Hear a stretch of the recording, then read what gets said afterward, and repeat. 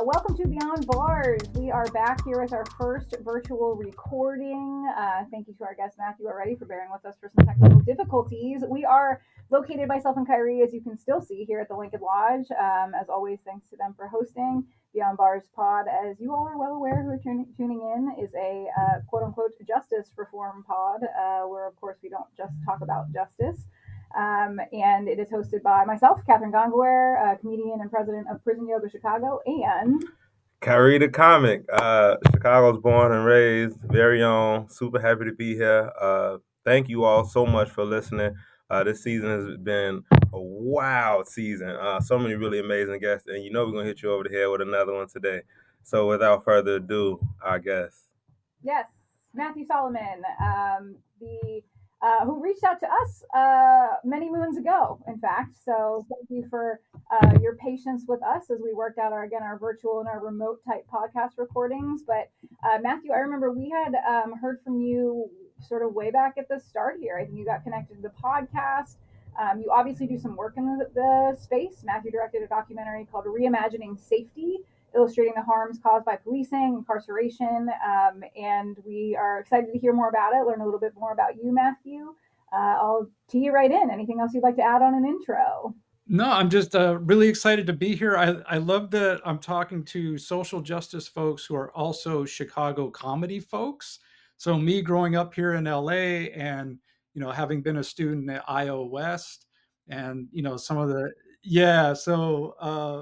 respect to you both. I'm really honored to be here for many reasons. Well, yeah, the respect is mutual. I was out there in LA for 5 years, I was welcome with arms, whether I was at UCB or Mhm. anywhere. So much love to the comedians out there, but also the organizers. Because when I was out there, I actually started work with Black Lives Matter in South Central, Mhm. and doing things with like Big Brother, Little Brother, the thing Obama was doing in the hood. So a lot of love for LA, the organizing, the entertainment, and to you specifically for using your gift Mhm. and using your gift to like highlight a really important message, especially nowadays. Yeah, thank you. I appreciate that. Yeah, absolutely. I mean, Matthew, I'd love to hear from kind of your perspective. Obviously, we got your submission form. We've been in talks for a couple months now about making this happen.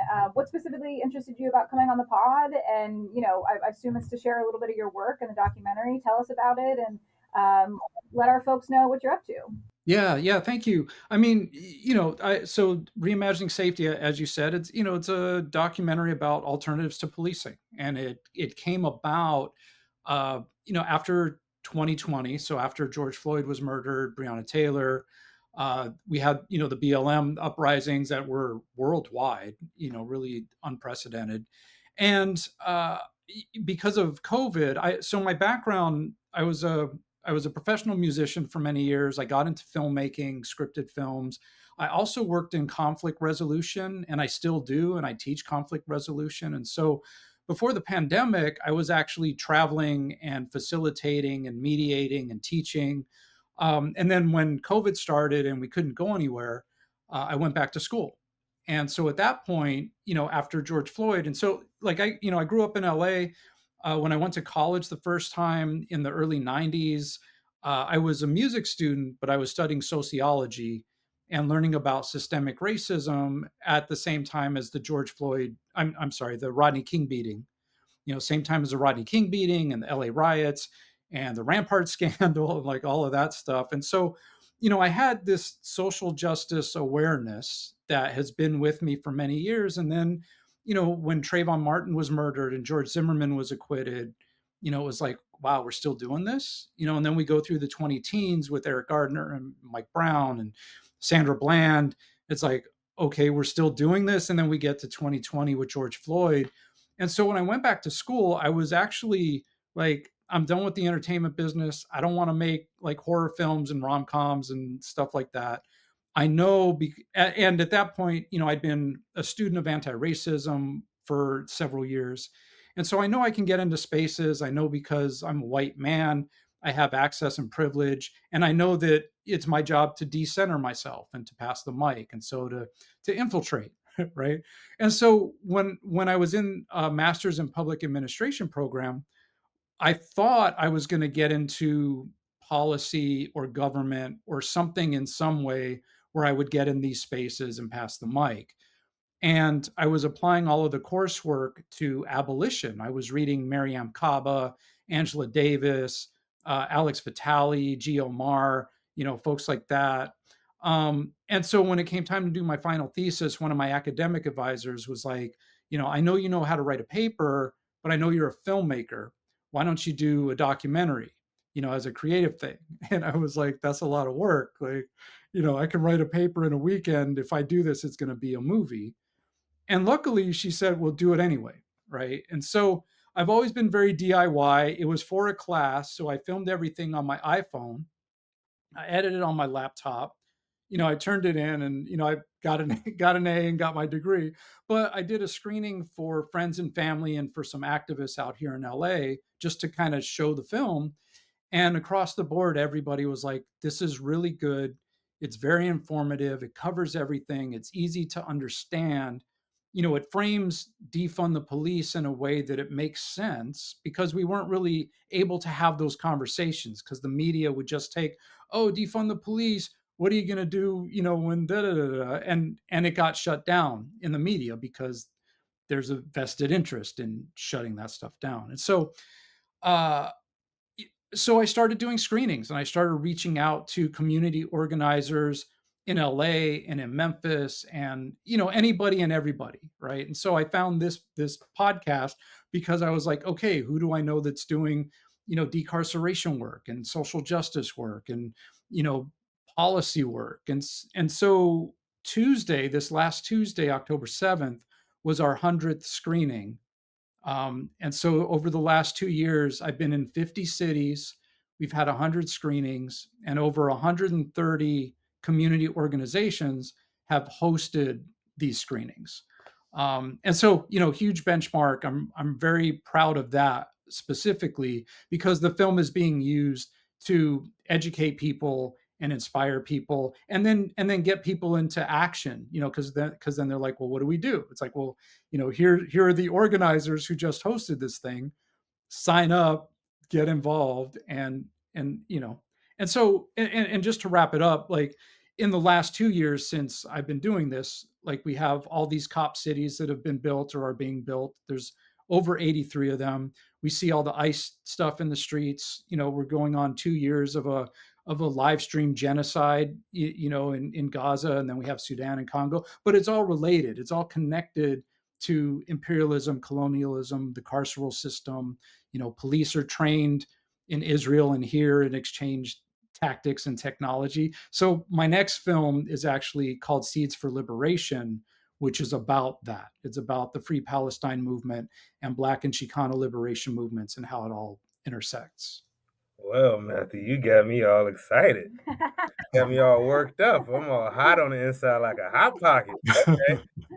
First thing first, I appreciate your work. I got a background in like RJ, and doing community circles and peace circles, trained here at Precious Blood Ministry in Chicago. So that's something we can connect with. If you ever doing something in LA and I'm out there, you're in Chicago, I love to be Yeah. able to help keep the space with you. But you mentioned something that I think is super important for our listeners: police cities. You mentioned the amount, but can we talk about what a police city is and what qualifies a city to be such? Yeah. Okay. So cop cities, um, they're called like urban training facilities. The first one that was really that we really knew about was the one in Atlanta, the Atlanta Cop City that was being built on the Weelaunee Forest. That was like early 2023 when the Stop Cop City movement started. And then one of the forest protectors, Tortuguita, was murdered by Atlanta police.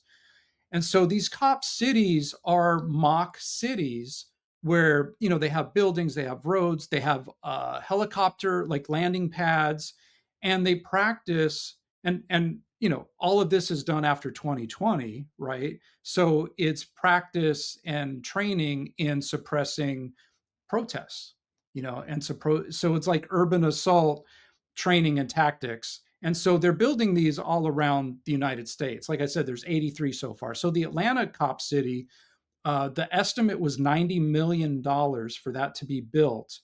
The citizens of Atlanta, uh, collected signatures to put a ballot measure so that the people could vote against it or for it.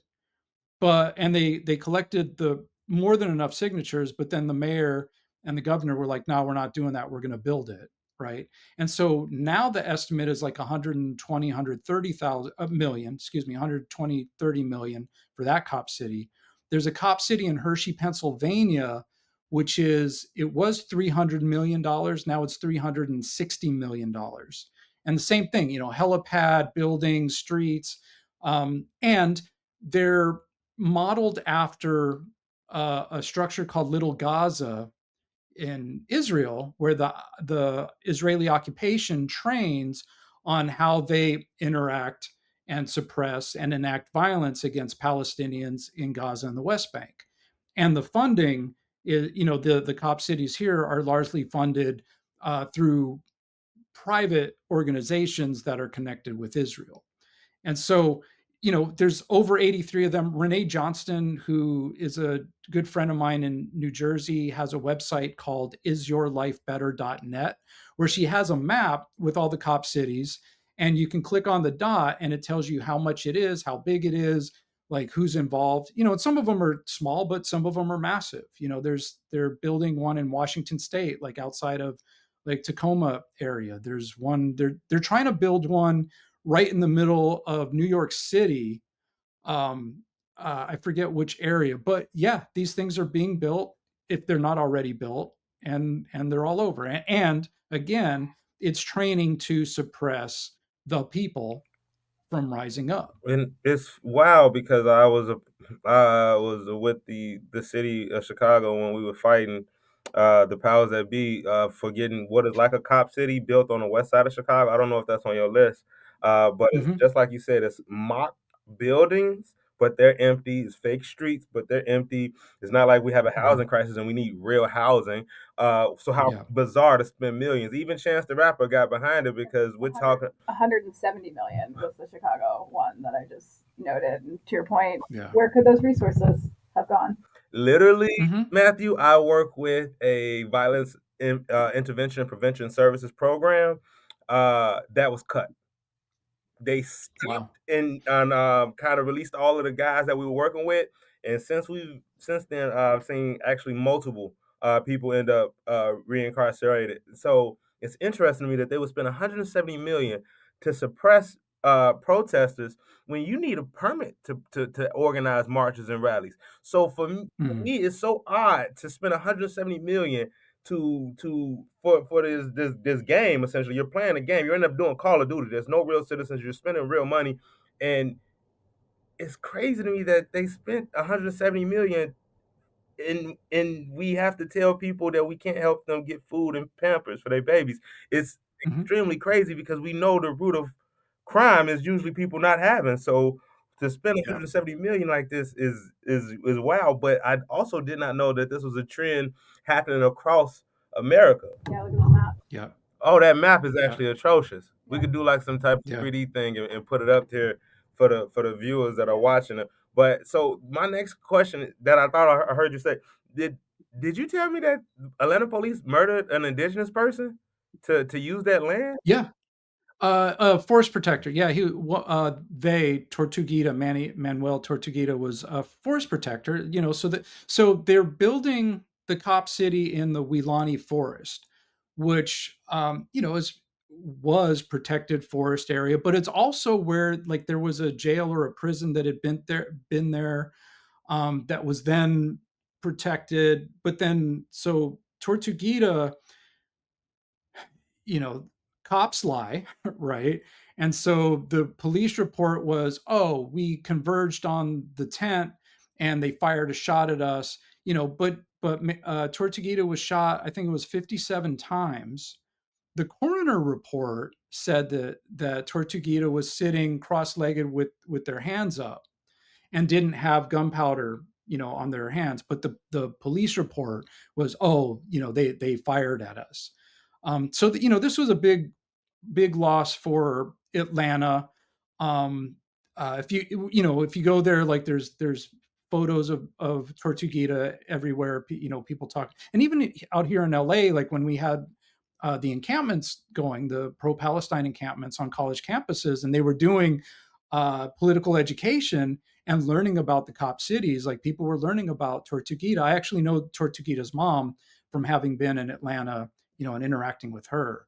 But yeah, and they're awful for the environment, right? So it's, aside from the building, there's also like where the cop city is, where that forest is right in the middle of a poor black neighborhood, and they're doing training, right? So there's like gunshots, there's explosions, there's all of that stuff, which is very traumatizing anyway, but it's constant because they're doing the trainings and stuff. And then that feeds into their water, which the water in DeKalb County in Atlanta is terrible. Like people can't even take showers without filters and stuff on their faucets, and even then, like they lose their hair, they get weird rashes or whatever. And that's, but in the wealthy parts, that's not an issue, of course.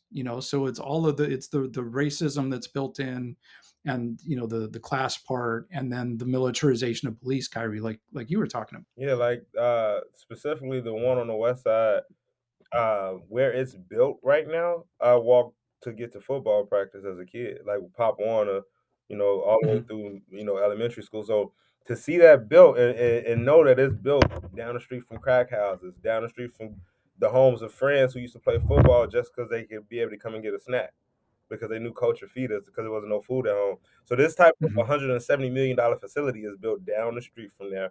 The people who contracted don't live in the city, so that money is seepage. And I think economic leakage is also the last part that a lot of people don't talk Yeah. about. You're pouring all of the hundreds of millions into a program that actually doesn't benefit any of the people that it's around. And to your point, it's actually re-triggering and traumatizing, past generations and generations to come. And Mhm. I got like this inkling. I just got an inkling. It's like I could tell you when something is racist before I know it. It's like something is with this damn Cracker Barrel place. I got like a spidey sense, and I know that historically institutions are just not to be trusted in our great country. And so when I think about like in DC, no, not DC, Baltimore, John Hopkins, in the history of them and the accounts of them like going and doing surgeries or practicing these procedures on people not knowing, but they're right by black community, right? And so they're just like using Mhm. us as like guinea pigs, and so I can't help but feel like this is almost guinea pig like in the sense of you're going to a community that's disenfranchised and marginalized and don't have the political apparatus or resources to fight back. We're using celebrities like Mhm. Chance when we should have been leaning on our representatives and Congress women and people like that. And it didn't happen. But now that I see this on a map across the country, I can't help but feel like that although we are witnessing, clashes with local law enforcement with ICE, there was bound to be some sort of clash at some level because of the magnitude of hundreds of millions that's been invested in this, right? Yeah. Because this is something that they were like planning for. You wouldn't spend hundreds of millions on something that you didn't like bank on. This is like when, when the government, among many other institutions, let's just say anybody would drop like a plant of a couple white people outside, like in a specifically black and brown neighborhood, incite violence, and then walk away and just be like, oh yeah, well, interracial debate, like this is a black and brown violent situation, and Mhm. they're specifically there to instigate, like, say, like fuck Trump, whatever the dynamic was, or to try to get into people's heads and incite violence to justify spending $3 billion on something Mhm. like this. But it's like the means not only don't justify the ends, don't justify the means. It's like it's created simply to keep people silenced, Hmm. Yeah. specifically black and brown people. Let me be way more specific. This is also crazy because if I'm not mistaken, internationally this is happening because Israel is training local police force and local municipalities to operate like they do with Gaza. Yeah, well, it's all connected, right? So there's in Georgia, there's the GILI program, which is the Georgia International Law Exchange. I forget what the other E is, but basically every every police chief from every large municipality here in the States has gone to Israel to train and to observe and to all of that, and then they bring the tactics here. And so we trade our training there, they give us their training. And like we have the drones, we have so going back to Ferguson, for instance, right, when the Ferguson uprisings were happening, it was Palestinians who were contacting through Twitter and stuff the Black Lives Matter folks and saying, this is what you do when they hit you with the pepper balls and the bear spray and all of that. This is how And it you was the same neutralize type that. of tear gas. If I just want to throw that out Mhm. there, like the exact same type Yeah, of tear gas that Israel used on people in Gaza and Palestinians is the exact same tear gas that America used on American citizens. So yeah. I was down in Ferguson during that time period, and I was trying to wrap my mind around it. I could not believe that like me and my people were so like alone that like we had to get help from far across the world. And Mhm. it was beautiful in the idea of humanity, but it still felt really dark. Like, yo, what Yeah. do you mean that these tactics are not isolated? These cases aren't isolated. We feel isolated, but we not, and it's a lot to take in to understand that your government may be compromised in a lot of different levels. Yeah, and it goes back to like the Panthers were like they had a spot in Algeria where they would meet with the PLO and the PFLP and I think La Raza, like Chicano movement, like they would all meet. And Brown it's because berets. they got it, Brown Berets, yep, because they saw it as anti-imperialist, like it was imperialism and colonization and all of that. It was all the same thing. Yeah, I was actually just listening to Fred Hampton. Shout out to the brother, young organizer out of Chicago, one of the best. Yeah. He was talking about how it was power to everybody, power to people, um, Yeah. and all people, right? Always power to people, but also anti-fascism, because fascism is Mhm. a threat to all peace and liberation. And I don't think that enough people understood that part, right? They get on like the power, black power and brown power, white power, yellow power. But at the end of the day, a threat to all power is the idea that you don't have power at all, right? You don't have an Mhm. individual voice. You don't have those liberties that we are losing. So it's an interesting dynamic to see, like even in the organizing front, how people have to organize now because of said trainings, right? Like although Mhm. Chicago police department has been getting pepper sprayed and disrespected by ICE and federal agents. Yeah. Sometimes those hands come home to roost. But I think that even the organizers have to shift, right? Because now we're watching organizers wrap their face a lot like some Palestinians would. Like, what is the garm that they use? The Oh, the kafia, the kafia. Yeah. So, Yeah. you're watching people in America have to wrap their face because of the type of drone Mhm. technology that's out there. And And that's the technology from Israel. Like a Palantir, lot of these tech companies, Palantir, like Waze is a Israeli company. Waze. Waze is an Israeli company. And then all of like the license plate readers and the face scanners and all of that, it's all connected. Bro, Waze. Oh, Yeah. And then people are like, well, why do I care what's happening over there? Aside from the fact that you should care because hundreds of thousands of people have been murdered.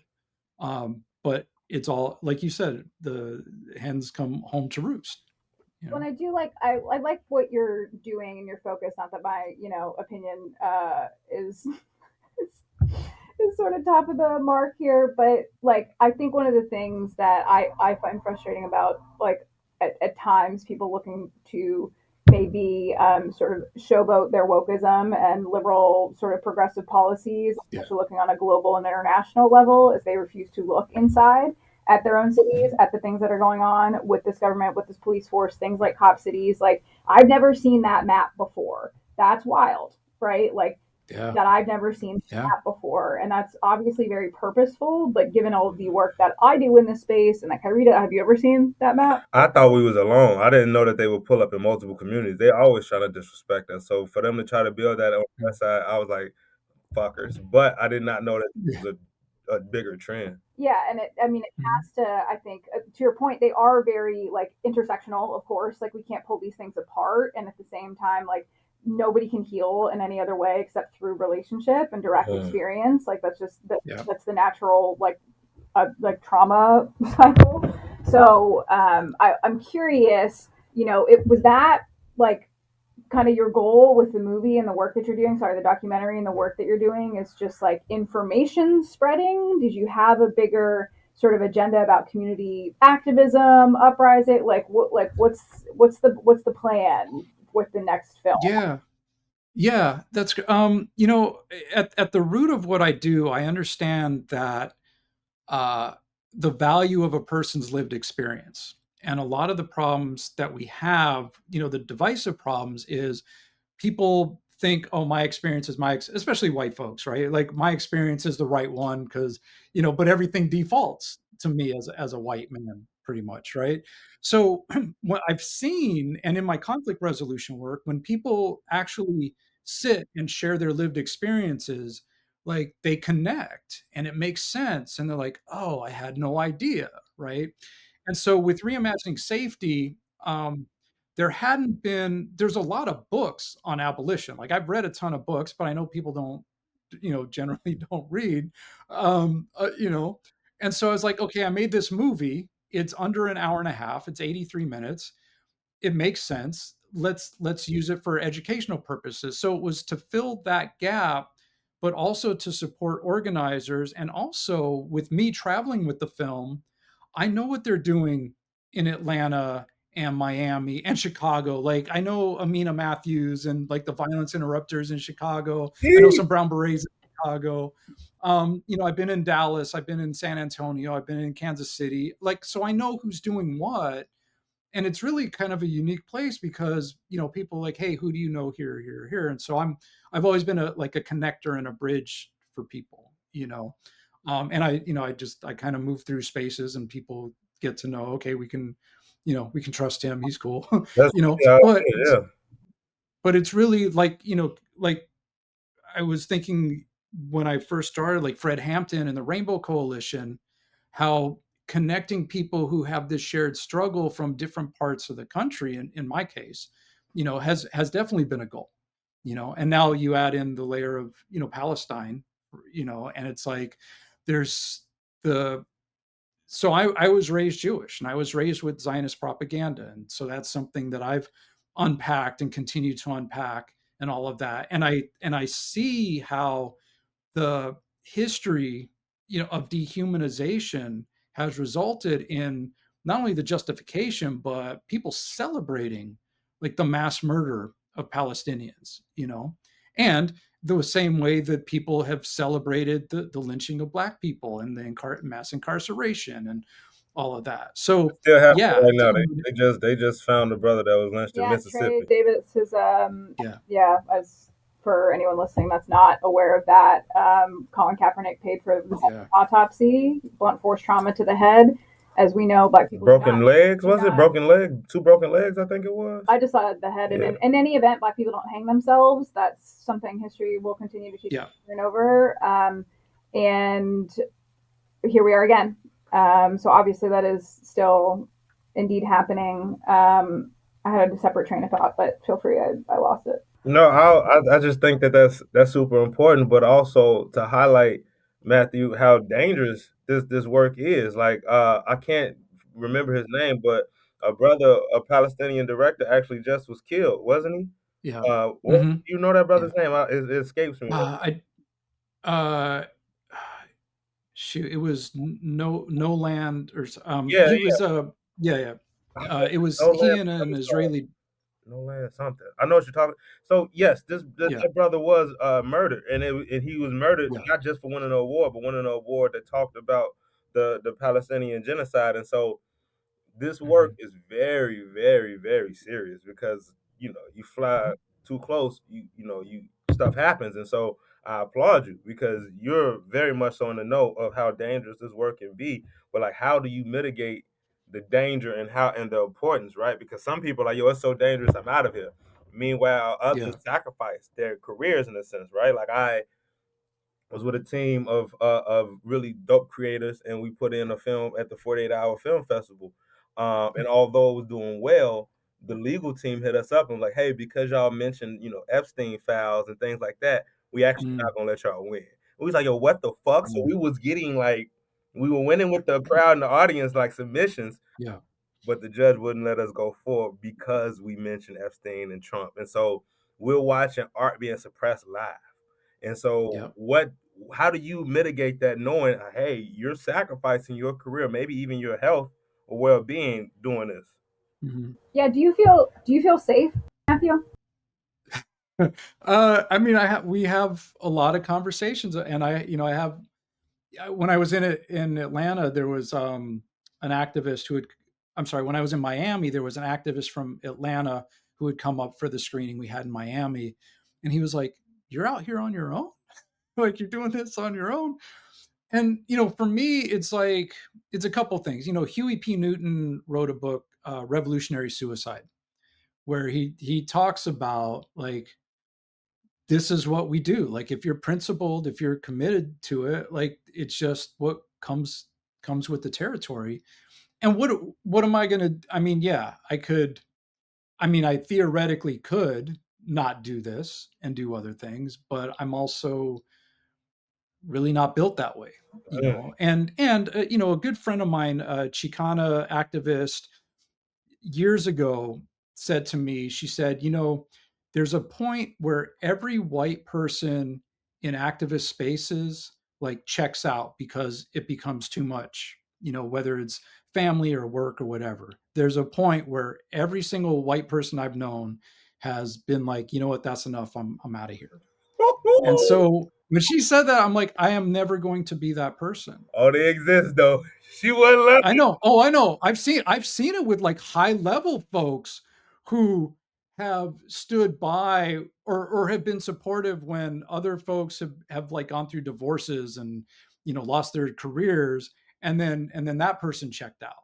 It's like, but so yeah, for me it's an integrity thing, it's a principle thing, it's a humanity thing. It's like this is just, I'm gonna go out the way I go out, and that's just that's just what it is. That's It is. gangster. It sounds. I mean, it's very seemingly personal to you on a couple of fronts, right? And I would agree in so much as like I saw maybe one of these threads or tweets or whatever the other day that was in jest but also very real. It's something that I feel very real about, and I'm sort of working on a bit around as well. Like I grew up doing the Pledge of Allegiance every day in a public Mhm. school in Virginia, and so I have whether good, bad, or otherwise, like residual allegiance to this country that I actually do in my heart because I was raised that way so young, like believe in. Like I do believe in the freedom of speech and democracy and Mhm. like these things that we don't really have full access to and never have, especially I mean by we I mean mostly also non-white people. Like we I think one of the, things that is happening now live among white people is the idea that like our speech might be suppressed, whereas many black people are like, that's my Tuesday morning meeting with fucking Brad. Yeah, yeah, right. I can't say everything. Like I have to be careful about the way that I say things. And now white people are like, excuse me, like I have to be careful about the way I say something, and we don't like that.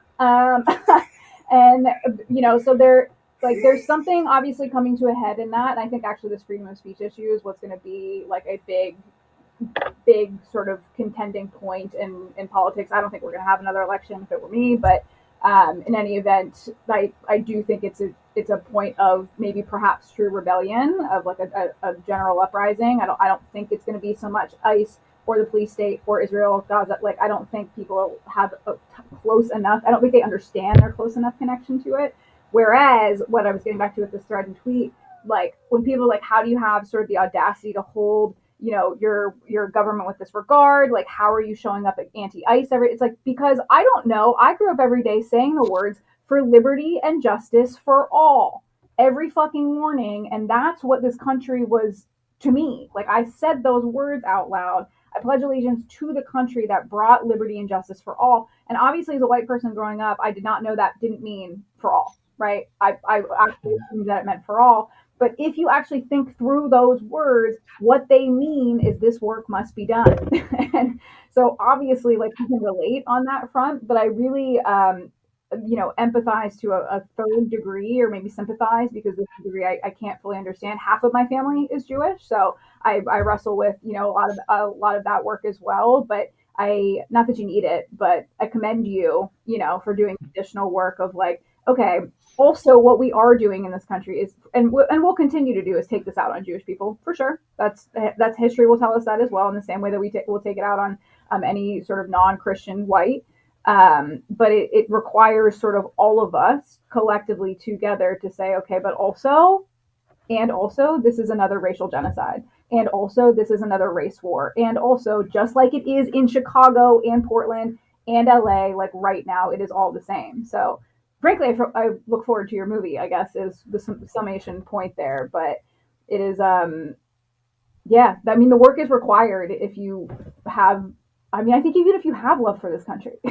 Yeah, and it's no matter the type of love you got, right? Because some Yeah. people got more of like a Stockholm syndrome almost, right? With the with the past that some people have had in this country and how they've treated certain communities. I just I applaud you, Matthew. I can't wait to see the call to action that you have, because if you're doing over 100 screenings, that's over 100 organizations, that's over 100 communities, gathered behind you, spreading that word. And if it's a solid call to action that could bring different people together. Yeah, the powers that be don't like when we get to talking about calls to action, but that's my favorite part of all revolutions, especially when they say cool stuff like "Give me liberty" or "Give me death," because I feel you on that, Matthew, and the idea of like, yo, if we not all free, what are we doing? And that's how I've been feeling with my art. Like, yo, if we're not liberating the people, if we're not focused on the people, how can I try to entertain people that I don't even want to be free? That is so odd. So I commend you, because I fall into a lot of spaces where I actually don't feel like being around people that don't want to fight for liberation, because you're draining. And as amazing as comedy is or entertainment is, I cannot in my spirit feel right. Like you said, like I'm not built to get in front of oppressed people and not act like I don't understand what's going on or the magnitude of it. So I appreciate you on this call and this talk, because not just for me, but anybody else that does any art. I think that it's so important that we liberate through and through. And whatever talent you feel like you have, or whatever God given gift you got, use that for the betterment of the people, and everything will fall in line for you. Yeah, thank you. I just want to say, like what Kathryn, what you were saying earlier, the words, right, liberty and justice for all, are great, right? And then it's a matter of, are we really about that? And I think that's the thing for me. The hypocrisy of that growing up, was something that I read. I'm very LA. Somebody was like, "Oh, you got your Saturn and Neptune something in your astrology chart that makes you like really sensitive to hypocrisy." um, but it is that, it's, if this is who we say we are, and I mean, this is a whole other conversation, but but like, are we, who said that we were that? But like, if we want to adopt those values, then we got to live by them, and we got to make sure that there is liberty and justice for all. Obviously, current state, not ideal. Police state, carceral state, we are not in a position of liberty and justice for all, to your point. My question is, do you see a way out? Like, I mean, information spreading is one thing, right? But like, I at least find myself sometimes like, I don't even know. I don't know what another side looks like. I don't know if there is another side. Like I said, I'm not super sure there's going to be another election, at least in the next, 8, 16 years, Mhm. um, without uprising. I And agree with that. I don't think that's going to come quickly, or as quickly. I think we're going to see like a full race war. That's just kind of where I'm at. But I would love to hear someone less, maybe pessimistic, if you happen to be. And if you have any, like Kyrie's talking about, right, like calls to action, maybe more like next steps. I mean, you're a little deeper into this work than we are. And by the way, if your answer is like no and whatever, I know that there's like a flag on asking for solutions. I was just listening to Amanda Seals talk about that this week as well. And yet, if we don't fucking talk about it, then, like, for me at least, I'm like, okay, so I'll just throw up my hands. I'll just be a white person exiting the conversation. Like, I don't want to do that. So I'm curious as to how you combat that, if you ever get that kind of fatigue, and if you have any other, I don't know, um, uh, like I guess I'm asking for hope. Yeah. Okay. let me bring it home. But Oh, you um, well, here's the thing. I reimagining safety and Seeds for Liberation. The way I structured the films was, the following. There's a structure for transformation that I use in conflict resolution, which is you got to identify the problem, you got to get really clear on what the impact is and what happens if we don't change, and then here are the solutions and alternatives. Um, the reality is that there's not going to be a systemic solution that saves us, from the government. So it comes back to the people.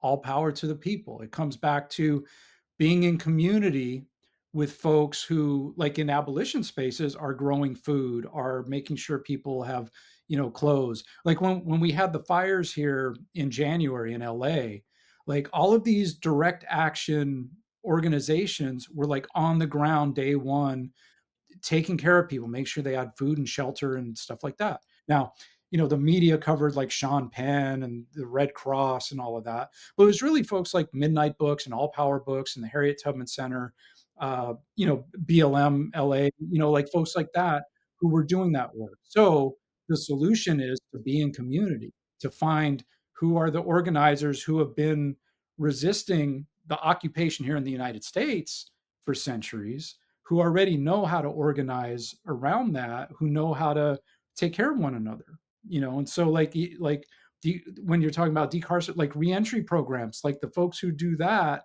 know how to take care of people, so that's the solution, I think. And you mentioned Amanda Seals. I think she's awesome. Like she never misses, and being more like coming back to humanity centered, heart centered. We got to give up the programming of every, having a profit off of things, right? It really comes down to our personal relationships in our community.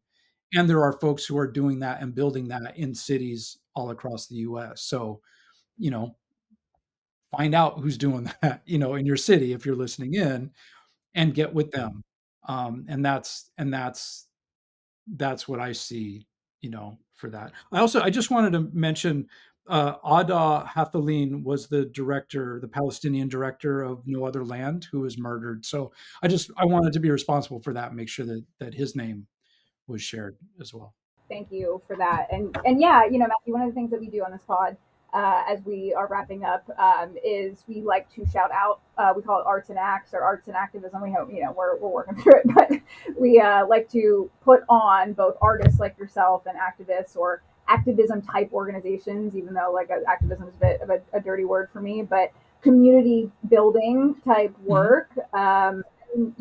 Obviously the work that we do around both with Prison Yoga Chicago, I'll shout out my own organization. I don't give a fuck, but we do good work. Oh we do God, see say that. we do see the results of the work of like what you can self control and take accountability for, even in a sort of not like victimized state of mind, but even in a position that that I don't believe should exist in the first place. Um, and one of the things that I wanted to note as you were talking about being in direct relationship as well earlier in the episode is once again the Douglas Project, which I've been into as well. It's a program around the country, and I'll put up a map here as well if we can get it up.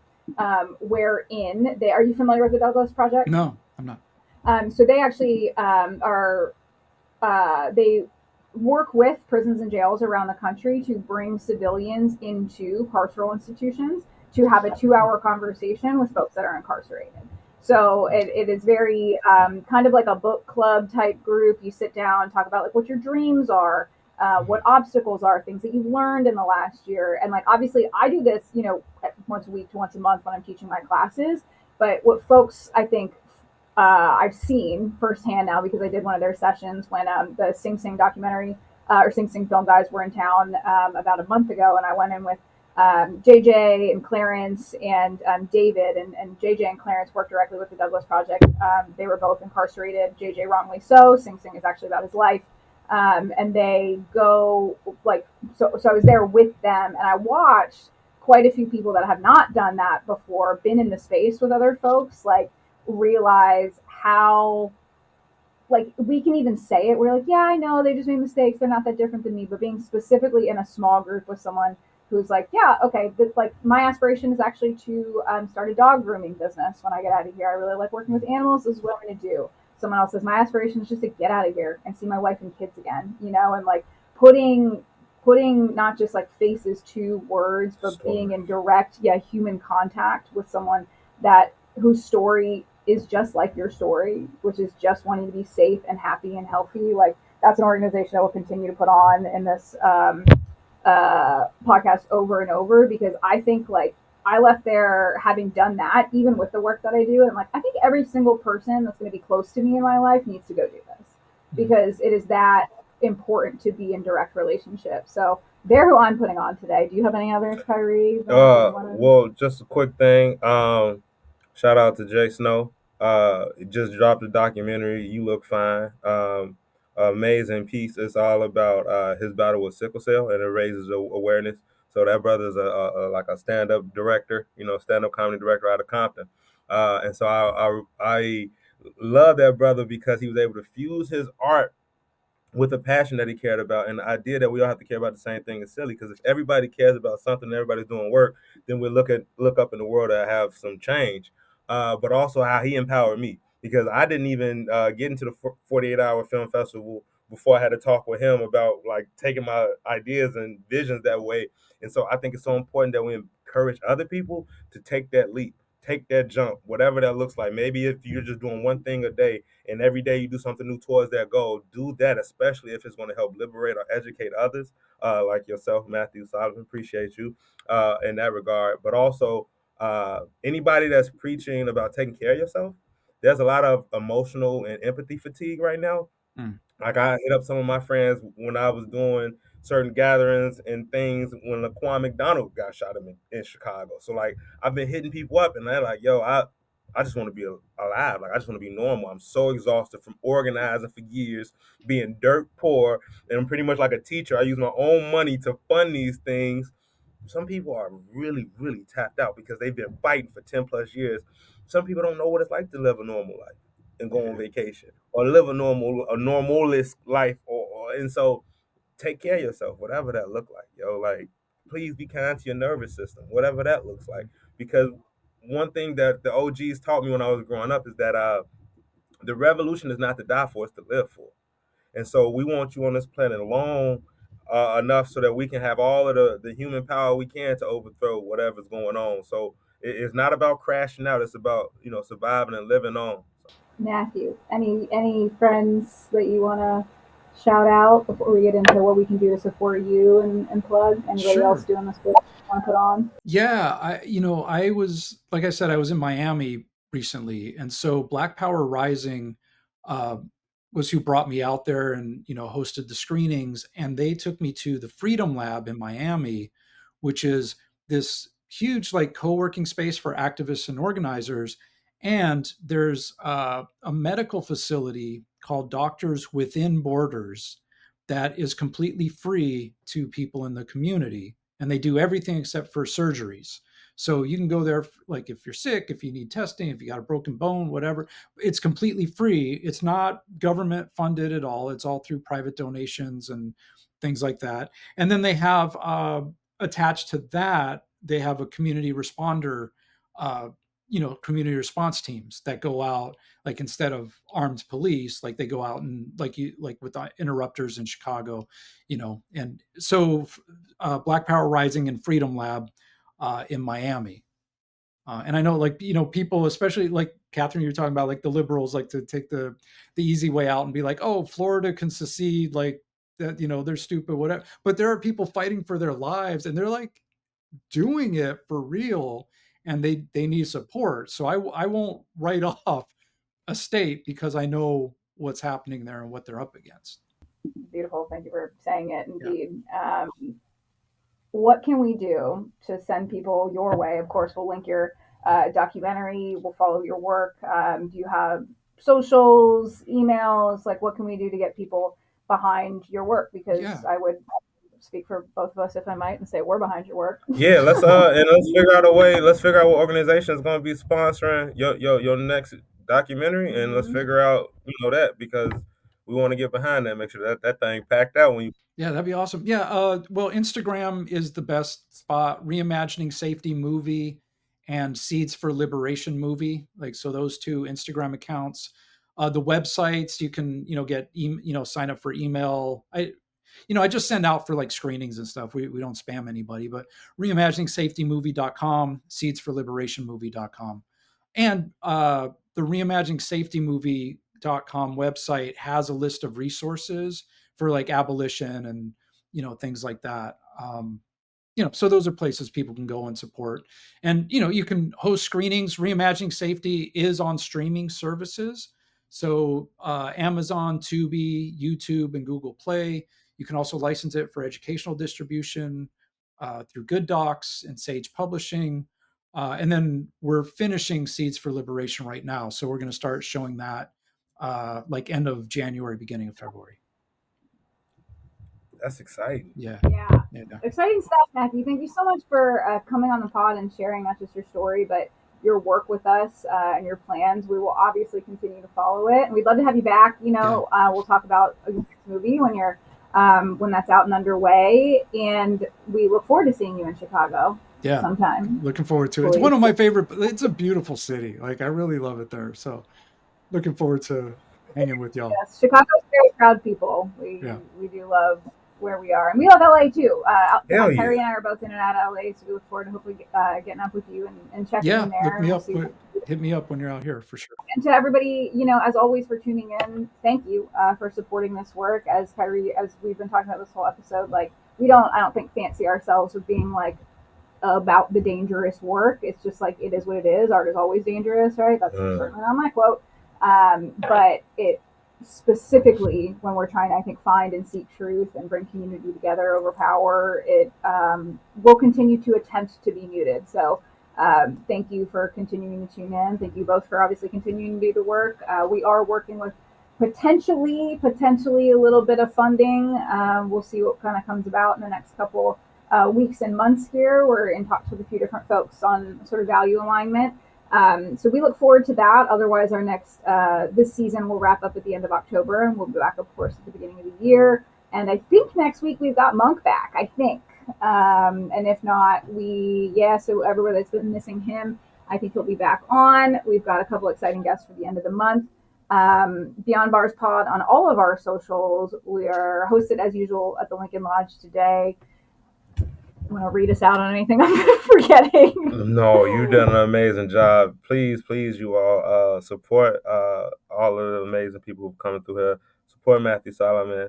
Support your local organizer. Look them up. I assure you that organizer is somewhere organizing. Especially right now, this is like overtime, but nobody in the country getting paid, so it's extremely tough. And love goes so far. So hitting people up like tomorrow. I'm gonna be meeting with some local people. I don't even really like to put organization names sometimes because it gets so weird. But we're gonna go out and help educate people on their rights, especially since Chicago is big on the Third Amendment. So we're gonna make sure that we ain't in here housing no random ass people in our stuff. But businesses need to know how to do that. So oh, that's the thing. Make sure you reach out to people. People in certain situations, go to the store for them. People in situations, go pick up their kids and do something cool like that. There's a ton of ways to support people without getting pepper sprayed, because I know that that's a lot, right? A lot of people not at that level yet. Just go to the grocery store for somebody. Just run an errand. You can run to the post office and save somebody's life.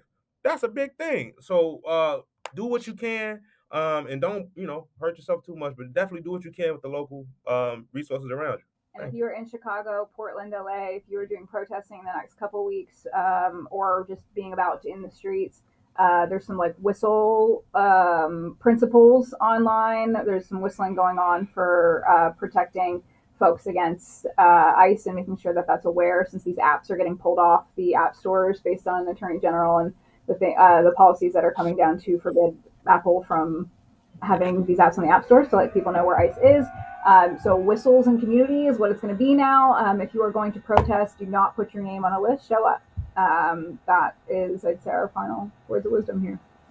Pull up. Thank you so much, Matthew, for being on Beyond Bars. Shout out we to look forward to Matthew. continuing the conversation with you quite soon. Thank you. All power to the people.